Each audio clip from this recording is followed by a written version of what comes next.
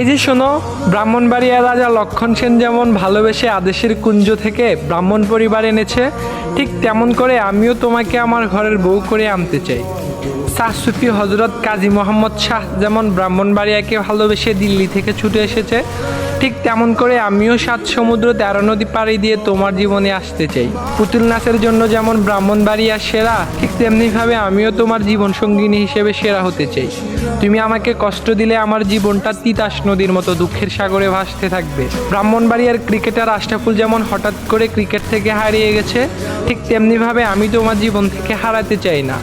তুমি আমার মন থেকে ব্রাহ্মণবাড়িয়া টু সুলতাননগর রাস্তার মতো ভেঙে দিও না।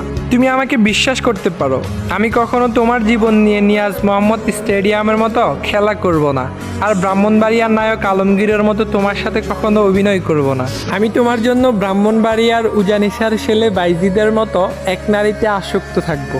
আমি হয়তোবা তোমারে দূরে কোথাও ঘুরতে নিয়ে যেতে পারবো না, কিন্তু ব্রাহ্মণবাড়িয়ার টাঙ্কের পাড়ে বসে তোমার সাথে ভালোবাসার গল্প করতে পারবো। তোমার মন খারাপে ব্রাহ্মণবাড়িয়ার ঐতিহ্যবাহী নৌকা বাইচ, মোরগ লড়াই, ঘোড়া দৌড় দেখাতে নিয়ে যেতে পারবো। দেশের অর্থনীতিতে তিতাস গ্যাস আর আখাউড়া স্থলবন্দর যেমন গুরুত্বপূর্ণ, ঠিক তেমনিভাবে আমার লাইফে তোমার গুরুত্ব অপরিসীম থাকবে। তুমি কোট ভবনের মতো তোমার সুন্দর মনটাকে দিয়ে আমাকে একটু ভালোবাসা দিও। আমি জীবনের শেষ দিন পর্যন্ত শুধু এবং শুধুই তোমাকে ভালোবেসে যাব।